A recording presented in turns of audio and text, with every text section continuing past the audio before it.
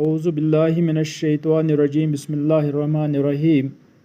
پیارے بچوں السلام علیکم۔ آج ہمارے سبق کا عنوان نذیر اکبر آبادی کی نظم مفلسی ہے۔ نذیر اکبر آبادی کا اصلی نام ولی محمد تھا اور نذیر تخلص کرتے تھے۔ وہ 1724 کو دہلی میں پیدا ہوئے اور 1830 میں ریاست اتر پردیش کے اکبر آباد علاقے میں اس دنیائی فانی سے چلے گئے۔ ان کے والد کا نام محمد فاروق تھا۔ انہوں نے ابتدائی تعلیم مولوی محمد کاظم اور ملا ولی سے حاصل کی۔ آپ پیشے سے ایک مدرس تھے۔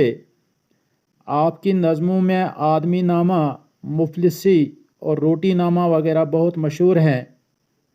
نظم مفلسی جو کہ ہماری اردو کتاب کے صفحے نمبر 184 پر درج ہے، اس کے اشعار یوں ہے: جب آدمی کے حال پہ آتی ہے مفلسی، کس کس طرح سے اس کو ستاتی ہے مفلسی، پیاسا تمام روز بٹھاتی ہے مفلسی، بھوکا تمام رات سلاتی ہے مفلسی، یہ دکھ وہ جانے جس پہ کہ آتی ہے مفلسی۔ مفلس کی کچھ نظر نہیں رہتی ہے آن پر، دیتا ہے اپنی جان وہ ایک ایک نان پر، ہر آن ٹوٹ پڑتا ہے روٹی کے خوان پر، جس طرح کتے ٹوٹتے ہیں استخوان پر، ویسا ہی مفلسوں کو لڑاتی ہے مفلسی۔ کیسا ہی آدمی پر افلاس کے طفیل، کوئی گدھا کہے اسے ٹھہرا دے کوئی بیل، کپڑے پھٹے تمام بڑے بال فیل فیل، منہ خشک دانت زرد بدن پر جمع ہے میل، سب شکل قیدیوں کی بناتی ہے مفلسی۔ آخری بند ہے اس کا: دنیا میں لے کے شاہ سے عیار و تا فقیر، خالق نہ مفلسی میں کسی کو کرے اسیر، اشرف کو بناتی ہے ایک آن میں فقیر، کیا کیا میں مفلسی کو خرابوں کہوں نذیر، کیا کیا میں مفلسی کو خرابی کہوں نذیر، وہ جانے جس کے دل کو جلاتی ہے مفلسی۔ جب آدمی کے حال پر آتی ہے مفلسی، کس کس طرح سے اس کو ستاتی ہے مفلسی۔ یہ اشعار نذیر اکبر آبادی کی مشہور نظم مفلسی کے ابتدائی اشعار ہیں۔ ان میں شاعر ایک تلخ حقیقت کی طرف اشارہ کر رہا ہے کہ غریبی انسان کے لیے ایک مستقل عذاب کی حیثیت رکھتی ہے۔ غریبی کی وجہ سے انسان کو مختلف قسم کی پریشانیوں کا سامنا کرنا پڑتا ہے، دن رات بھوکا رہنا پڑتا ہے۔ مفلسی کی مصیبت کا احساس صحیح طور پر اسی کو ہو سکتا ہے جو خود اس کا شکار ہو چکا ہو۔ دوسرا بند اس طرح سے ہے: مفلس کی کچھ نظر نہیں رہتی ہے آن پر، دیتا ہے اپنی جان وہ ایک ایک نان پر۔ آن کہتے ہیں شان شوکت کو، نان کہتے ہیں روٹی کو، ہر آن ٹوٹ پڑتا ہے روٹی کے خوان پر، ہر آن یہاں پر آن کا معنی ہے وقت۔